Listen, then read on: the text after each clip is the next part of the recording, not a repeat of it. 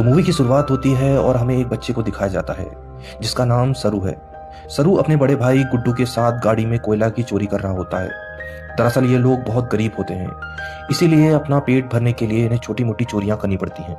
यह लोग ट्रेन से बहुत सारा कोयला चुराते हैं और उस कोयले को एक दुकान पर बेचने के लिए जाते हैं। उसी दुकान के पास जलेबियां बन रही होती हैं। सरू अपने बड़े भाई से कहता है कि मुझे जलेबी खानी है, पर उसका भाई कहता है कि मैं एक दिन तुम्हें जलेबी जरूर खिलाऊंगा। दरअसल उसके पास इतने पैसे नहीं होते कि वो अपने छोटे भाई को जलेबी खिला सके। सरू कहता है कि एक दिन हम दुकान की सारी जलेबी खरीद लेंगे। अब कोयले के बदले उन्हें थोड़ा सा दूध मिलता है और फिर यह दोनों भाई खेलते हुए अपने घर वापस लौट जाते हैं, जहाँ पर सरू और गुड्डू की एक छोटी बहन होती है।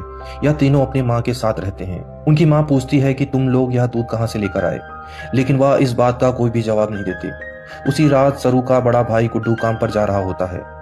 वह कहता है कि मैं भी तुम्हारे साथ काम पर जाऊंगा, लेकिन उसका भाई कहता है तुम मेरे साथ नहीं आ सकते क्योंकि काम पर बोरियां उठानी पड़ती हैं। इस काम के लिए तुम बहुत छोटे हो। लेकिन सरू अपने भाई को चेयर उठाकर दिखाता है और इसके साथ साथ साइकिल को उठाने की भी कोशिश करता है। सरू कहता है कि मैं कोई भी काम कर सकता हूँ। सरू की जिद करने पर उसका बड़ा भाई उसे अपने साथ ले जाता है। इसके बाद यह लोग एक स्टेशन पर पहुंचते हैं और सरू अपने बड़े भाई की गोद में सो जाता है।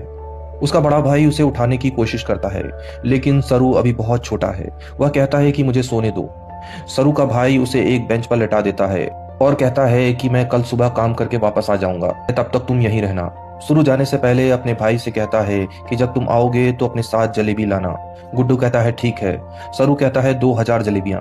इसके बाद उसका भाई काम पर चला जाता है और अब जब रात पूरी तरीके से हो जाती है तो स्टेशन बिल्कुल खाली हो जाता है और पूरे स्टेशन पर केवल एक ही बच्चा होता है और वह होता है सरू। सरू वहीं पर खड़ी एक ट्रेन में जाकर बैठ जाता है और हम देखते हैं कि कुछ देर बाद सरू को नींद आ जाती है और जब सरू की आंख खुलती